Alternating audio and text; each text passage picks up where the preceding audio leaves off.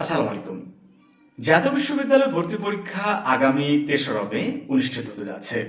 জানুবিডি admission এই YouTube চ্যানেলটিতে আমরা নিয়মিতভাবে জাতীয় বিশ্ববিদ্যালয় ভর্তি পরীক্ষার বিভিন্ন প্রস্তুতিমূলক সাজেশন, দিক নির্দেশনা দিয়ে যাচ্ছি। তার ধারাবাহিকতায় আজকের ক্লাসে আমরা জাতীয় বিশ্ববিদ্যালয়ের অনার্সের এবারের ভর্তি পরীক্ষার প্রশ্ন সহজ হবে নাকি কঠিন হবে এই বিষয়টি নিয়ে আলোচনা করব। সেই সাথে আলোচনায় থাকবে যে এবার ভর্তি পরীক্ষার সুযোগ পাওয়ার জন্য ন্যূনতম তোমাকে কত মার্কস পেতে হবে।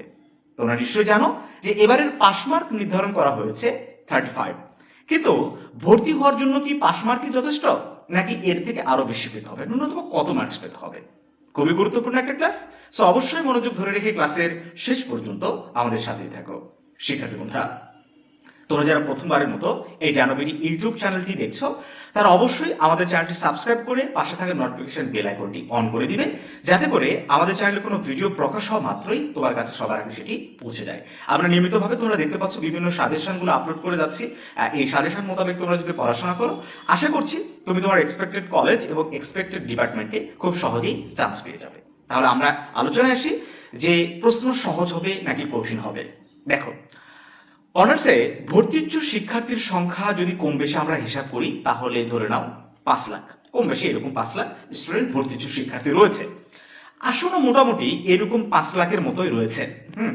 4.5 লাখ 5 লাখ এরকমই আসন রয়েছে। এর মধ্যে অনেক স্টুডেন্ট দেখা যাবে বাংলাদেশের যে বিভিন্ন পাবলিক ইউনিভার্সিটি রয়েছে সেখানে ইতিমধ্যে ভর্তি হয়ে গিয়েছে, আবার অনেকে বাইরের দেশে চলে যাবে। সো সবাই এখানে যদি ভর্তি পরীক্ষা না হতো, সবাই এখানে অনার্স করার মোটামুটি একটা সুযোগ পেত। কিছু স্টুডেন্ট হয়তো ডিগ্রি করা লাগতো। কিন্তু এবার যেহেতু বিশ্ববিদ্যালয় কর্তৃপক্ষ এই ভর্তি পরীক্ষার ঘোষণা দিয়েছে এবং ন্যূনতম একটা পাস মার্ক 35 নির্ধারণ করে দিয়েছে, তাহলে 35 যদি কোনো স্টুডেন্ট না পায় তাহলে কিন্তু, যদি জাতীয় বিশ্ববিদ্যালয়ের সবগুলো আসনও ফাঁকা থাকে, তাহলে কেউ ভর্তির এখানে সুযোগ পাবে না। তোমাকে ভর্তি হতে গেলে অবশ্যই যে ন্যূনতম ক্রাইটেরিয়া পাস মার্ক 35 এটা তোমাকে ফিল আপ করতে হবে। সেক্ষেত্রে আমরা ধারণা করছি যে এবার অসংখ্য সিট ফাঁকা থাকবে এবং জাতীয় বিশ্ববিদ্যালয় কর্তৃপক্ষ এটা খুব ভালো করেই বোঝে।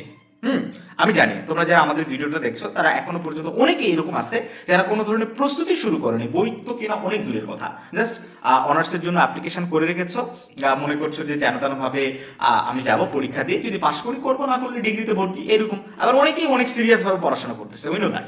ওকে, তো এজন্য বিশ্ববিদ্যালয় কর্তৃপক্ষ সবকিছু, সব সামগ্রিক বিষয়গুলো মাথায় রেখে প্রশ্ন অনেক সহজ করবে, এটা একরকম তোমরা নিশ্চিত থাকতে পারো।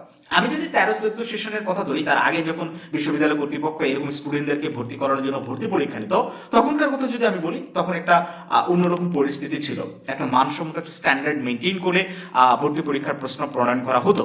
কিন্তু তখনকার সিচুয়েশন আর তখন থেকে আজ 10 থেকে 11 বছর পরে সিচুয়েশন সম্পূর্ণ ভিন্ন। প্রথমবার পরীক্ষা তো, এবার অবশ্যই প্রশ্ন অনেক সহজ করা হবে। তোমার যদি একটু প্রস্তুতি থাকে, একটু যদি জানাশোনা থাকে, তাহলে অবশ্যই তুমি এখানে একটা ভালো মার্কস গ্যাদার করতে পারবা এবং ভালো একটা সাবজেক্টে চান্স পাওয়ার কিন্তু সুযোগ রয়েছে। শিক্ষার্থী বন্ধুরা, এখন আসি যে ভর্তির সুযোগ পাওয়ার জন্য ন্যূনতম তোমাকে কত মার্কস পেতে হবে। আমি ওই যে ভিডিও শুরুতেই বললাম, তুমি যদি 35 মার্কস পাও তাহলে কোনো না কোনো কলেজে, কোনো না কোনো সাবজেক্টে তুমি অবশ্যই ভর্তির সুযোগ পাবে। কিন্তু এখানে সবচেয়ে বড় কথা হচ্ছে যে ভালো সাবজেক্ট বা তোমার পছন্দের কলেজে ভর্তি হওয়ার জন্য ওই কলেজের মান অনুযায়ী একটা সার্টেইন মার্কস কিন্তু তোমাকে পেতে হবে। এখন তোমার যদি স্বপ্ন থাকে রাজশাহী কলেজে পড়াশোনা করা, তাহলে রাজশাহী কলেজে দেখে যাবে সব ভালো স্টুডেন্টরা, অনেক ভালো ভালো যারা প্রস্তুতি নিয়েছে কিংবা পাবলিক ইউনিভার্সিটির যারা প্রিপারেশন নিয়েছিল, যাদের চান্স হয় নাই, ওরাও কিন্তু এখানে পরীক্ষা দেবে, ওদের কিন্তু একটা প্রস্তুতি ছিল, তো তারা কিন্তু এখানে অনেক ভালো একটা মার্কস নিয়ে আসবে। সো যাদের মার্কস বেশি থাকবে তারা এখানে দেখা যাবে যে 60 মার্কের মধ্যে যাদের 50-55 এরকম মার্কস থাকবে, তারা কিন্তু রাজশাহী কলেজে ভর্তির সুযোগ পাবে।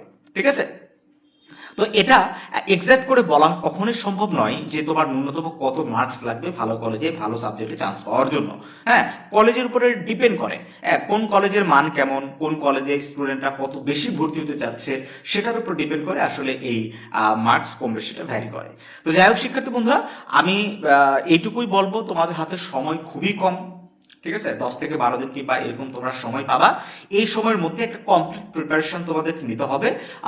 এত বেশি কিছু পড়া দরকার নেই, জাস্ট তোমাকে গোছানো একটা প্রস্তুতি নিতে হবে। সাধারণ জ্ঞান থেকে তোমরা কোন প্রশ্নগুলো পড়বা, বাংলা থেকে কোন প্রশ্নগুলো পড়বা, তোমার বিষয়ভিত্তিক সাবজেক্ট থেকে কোন প্রশ্নগুলো পড়বা, এটাকে তোমাকে জানতে হবে। এই জন্য আমাদের ইউটিউব চ্যানেলটা তোমরা ফলো করে রাখতে পারো, আমরা তো ভিডিও দিচ্ছি, এগুলো দেখো। এর পাশাপাশি এইচএসসিতে যেগুলো পড়েছো বিষয় ওয়াইজ, হ্যাঁ, ওইগুলো একটু ভালো করে এক নজরে দেখে যাও। আশা করছি সব প্রশ্নই কমন হবে ইনশাল্লাহ। ভালো থেকো সবাই, তোমাদের জন্য অনেক অনেক দোয়া এবং শুভকামনা রইল।